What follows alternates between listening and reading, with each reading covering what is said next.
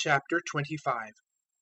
O Jehovah, my God art thou. I exalt thee, I confess thy name. For thou hast done a wonderful thing, counsels of old, steadfastness, O steadfast one. For thou didst make of a city a heap, of a fenced city a ruin, a high place of strangers from being a city, to the age it is not built. Therefore honor thee to a strong people, a city of the terrible nations feareth thee.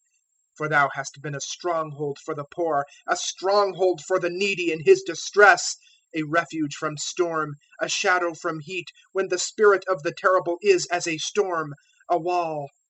As heat in a dry place, the noise of strangers thou humblest. Heat with the shadow of a thick cloud, the singing of the terrible is humbled.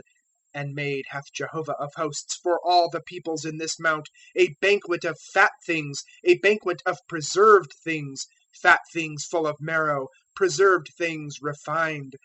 And swallowed up hath he in this mountain the face of the wrapping that is wrapped over all the peoples, and of the covering that is spread over all the nations.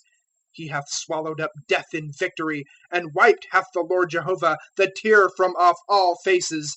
And the reproach of his people he turneth aside from off all the land, for Jehovah hath spoken. And one hath said in that day, Lo, this is our God, we waited for him, and he saveth us. This is Jehovah, we have waited for him, we joy and rejoice in his salvation.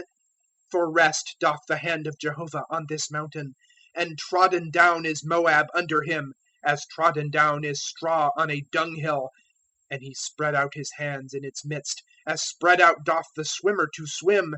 And he hath humbled his excellency with the machinations of his hands. And the fortress of the high place of thy walls he hath bowed down. He hath made low, he hath caused it to come to the earth, unto dust.